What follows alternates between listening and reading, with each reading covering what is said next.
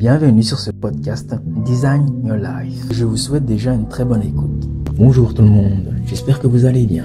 Aujourd'hui, j'aimerais parler de ma stratégie d'investissement que j'ai pu mettre en place pour cette année 2021-2022. J'ai beaucoup à vous parler, à vous partager, alors commençons directement. Pour ceux qui ne me connaissent pas encore, je suis Hervé Micha, designer et entrepreneur autodidacte. J'ai débuté ma chaîne très jeune avec peu d'expérience dans le domaine des médias. Fin de mon année de master en design industriel en 2021, je m'investis officiellement dans cette chaîne dans une vision à long terme. Il est important d'en prendre conscience que l'économie de la connaissance en prendre conscience est un premier pas pour pouvoir en bénéficier des avantages. Dans la société, en faveur des innovations et technologies suivies de l'accessibilité à l'information, actuellement, à notre époque, en 2022, nous vivons une mutation excessivement rapide, à de nombreuses conséquences sur le court et long terme, un changement très radical sur plusieurs plans, à différents niveaux économiques, sociologiques,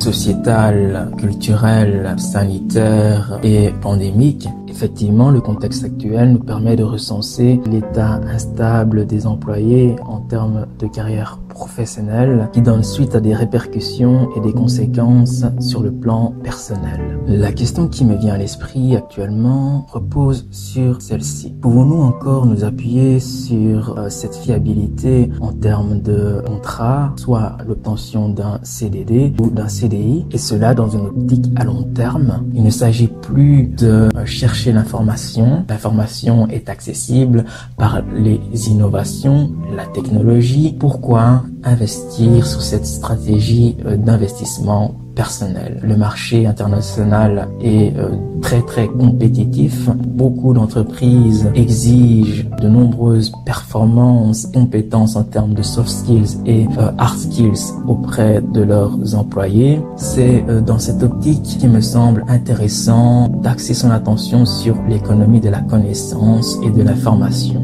Si la connaissance devient accessible, comment pouvons-nous en retirer les avantages? Mettre ces compétences à jour au vu de l'exigence sociétale, suivre ce processus d'évolution, de progrès, d'innovation. À notre époque, le diplôme ne suffit plus. L'économie du savoir, un vecteur d'opportunité pour toute personne qui désire améliorer ses compétences, se diversifier en termes de concurrence individuelle auprès des entreprises. Ces deux plans, professionnel et individuel, il est très intéressant d'analyser le contexte actuel. Pour cette raison qu'à notre époque, il me semble très pertinent d'investir en soi, en termes de connaissances, mais également en termes de compétences, de la concurrence, à savoir investir sur ses soft skills et hard skills.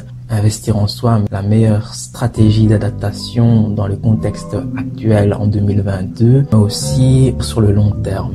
Alors, quel outil possédons-nous pour développer cette stratégie d'investissement? Ainsi, où puiser l'information, la connaissance, où se ressourcer? Il existe énormément de sources. Vous pouvez en apprendre davantage en termes d'expertise, de maîtrise à acquérir pour devenir plus compétent, pour mettre ses compétences à jour en tant qu'employé ou futur employé à devenir. Investir sur cette stratégie d'investissement personnel vous aidera précieux sur le court terme, mais également sur le long terme en ce qui concerne votre carrière professionnelle. Dites-moi en commentaire quelle stratégie d'investissement personnel avez-vous mis en place cette année pour aboutir à tous vos objectifs actuels, que ce soit en termes personnels ou professionnels. N'hésitez pas à le faire savoir en commentaire si vous voulez le partager à notre communauté.